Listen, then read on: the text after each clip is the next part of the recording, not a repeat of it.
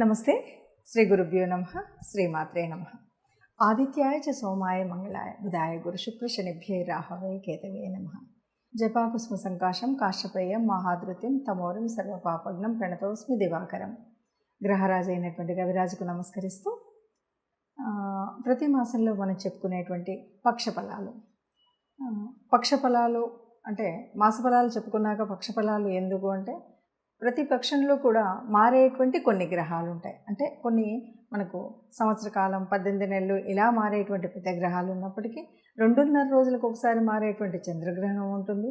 నెలకు ఒకసారి మారేటువంటి సూర్యగ్రహణం, 45 రోజులకు ఒకసారి మారేటువంటి కుజగ్రహం, ఇలాంటి గ్రహాలు మార్పు ఉంటుంది. కాబట్టి బుధుడు ఈ గ్రహాలు మారుతూ ఉంటాయి. కాబట్టి గ్రహాలు మారుతూ ఉన్నప్పుడు ఈ 15 రోజులకు కూడా ఉండేటువంటి వేరియేషన్ ఎలా ఉంటుంది, దానివల్ల అంటే మొదటి పక్షంలో ఎలా ఉంటుంది, రెండో పక్షంలో ఎలా ఉంటుంది, ఏదైనా మనం పెట్టుబడులు పెట్టాలన్నా, ఉద్యోగ వ్యాపారాలు కానీ, సంతానంలో కానీ, ఇంకేదైనా విషయాల్లో కానీ ఈ ముందు 15 రోజులు వెనక 15 రోజులలో ఎలాంటి జాగ్రత్తలు తీసుకుంటే మనం సవ్యంగా ఈ మాసం అంతా కూడా సాగించవచ్చు అనేటువంటి ఒక దృష్టికోణంతో మనం ఈ పక్షఫలాలు చెప్పుకోవడం అయితే ఉంటుంది.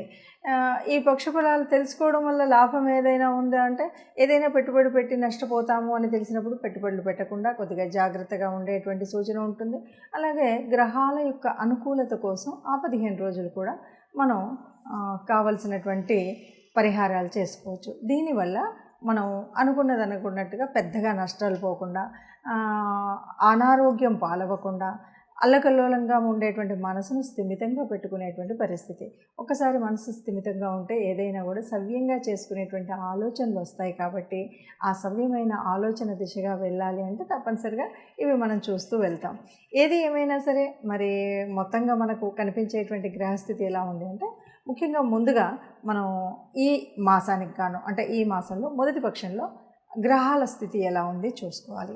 ఎందుకంటే ఈ గోచారం అంతా కూడా గ్రహాల స్థితి మీద, గ్రహాల దృష్టి మీద, లేకపోతే ఏదైనా సరే పాపగ్రహాల కలయిక ఉందా, ఇలాంటివన్నీ చూసి దాన్ని బట్టి మనం చెప్పుకుంటూ ఉంటాం. కాబట్టి ముందుగా గ్రహస్థితి ఎలా ఉంది అంటే, మనకి చెప్పాలి అంటే రాహుకేతువులు ఇద్దరు కూడా 18 నెలలకు ఒకసారి మారుతారు. అలాంటి రాహు మరి మీనంలో ఉన్నాడు, కేతువు కన్యలో ఉంది.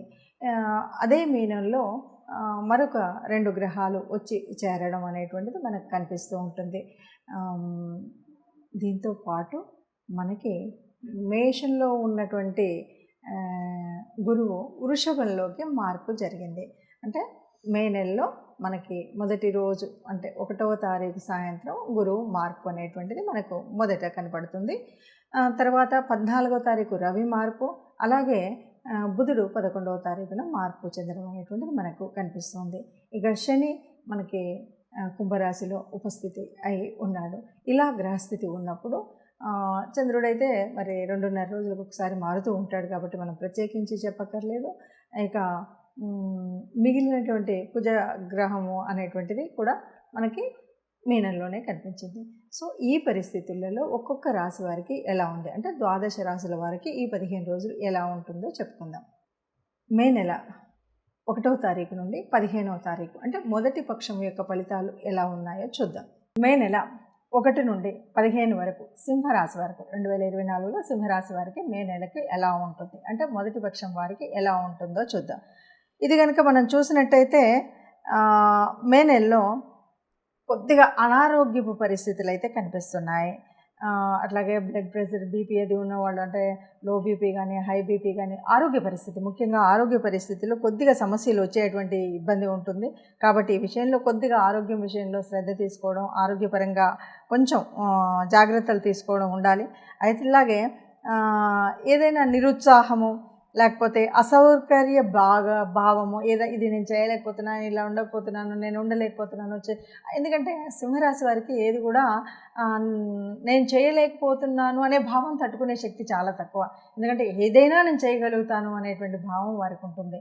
కాబట్టి ఈ ఇబ్బంది లేకుండా ఉండడం కోసం మీరు మీ స్వయంగా మీరు చేయవలసినటువంటిది ఏదైనా యోగా చేయడం కానీ, యోగా అభ్యాసం కానీ, లేకపోతే చక్కగా రవికి అంటే ఆదిత్య హృదయం వినడం కానీ, లేదు సూర్య నమస్కారాలు చేయడం కానీ, ఇదొక్క రెమెడీ కనుక మీరు చేసినట్టయితే అసలు ఎలాంటి ఇబ్బంది లేకుండా మొదటి 15 రోజులు హాయిగా, ఆనందంగా, సుఖంగా ఉంటారు. అయితే ఇక్కడ మనకి ఇబ్బంది వస్తుందంటే కేవలం అనారోగ్యం వల్ల. కాబట్టి అనారోగ్యం రాకుండా ఉండేటువంటి జాగ్రత్తలు తీసుకోండి. ఇప్పటి వరకు మనం చూస్తున్నటువంటి గ్రహాల స్థితి దాన్ని బట్టి చూస్తే కనుక మనకు అర్థమయ్యేటువంటిది ఏంటంటే గ్రహాలు అనేవి మార్పు చెందుతూనే ఉంటాయి. భూలోకంలో ఉన్నటువంటి మానవ మాత్రుల మీద ఆ ప్రభావం అనేటువంటిది ఖగోళంలో ఉన్నటువంటి గ్రహాల ప్రభావం మనుషుల మీద పడుతుంది. మనుషులేంటి జీవజంతువు జాలాలు అన్నింటి మీద పడుతుంది.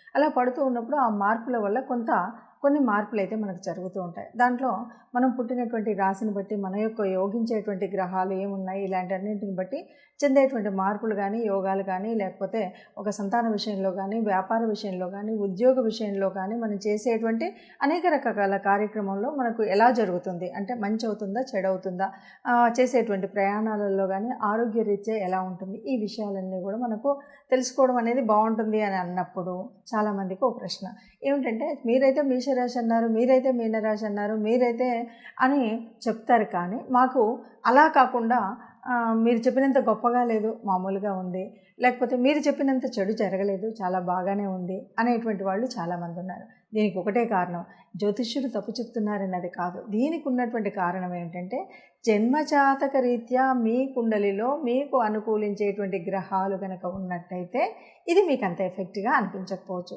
నడుస్తున్నటువంటి దశ అంతర్దశను బట్టి కూడా ఈ తేడా కనిపించవచ్చు. మరి అలాంటప్పుడు ఇవి ఎందుకు చెప్పుకోవాలి అంటే దాదాపుగా కోటాను కోట్ల మందిలో మనకు ఇది యాక్యురేట్ రిజల్ట్ అనేది చెప్పడం కాదు. యాక్యురేట్ రిజల్ట్ కావాలి అంటే తప్పనిసరిగా మీ జాతకాన్ని జ్యోతిష్యులకు చూపెట్టుకోండి.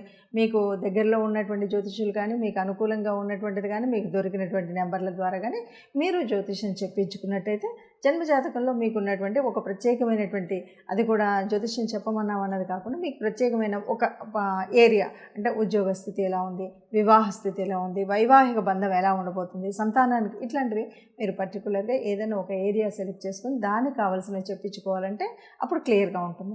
మరి ఇది ఏమిటంటే అందరికీ కామన్గా మనం చెప్పేటువంటిది ఈ రాశి వారికి ఈ వచ్చే కాలంలో ఇలా ఉంది కాబట్టి మీరు తగు మాత్రం జాగ్రత్త తీసుకొని అధికంగా ఖర్చు చేసుకోకపోతే మీకు ఆర్థిక వ్యవస్థ బాగుంటుంది. మీరు సంతానంతో ఉన్నప్పుడు ఇలా ఉంటే మీ సంతానం బాగుంటుంది. ఇట్లాంటివన్నీ కూడా మీకు తెలుస్తూ ఉంటాయన్నమాట. దానికోసమే మనము ఈ పక్షఫలాలు కానీ మాస ఫలాలు కానీ చెప్పుకోవాలి. ఇవన్నీ కూడా చెప్పుకుంటే మనం రాబోయే చెడుని కలగకుండా ఉండడం కోసం ఏం జాగ్రత్తలు, ఏ రకమైన ముందు జాగ్రత్తలు తీసుకోవాలని.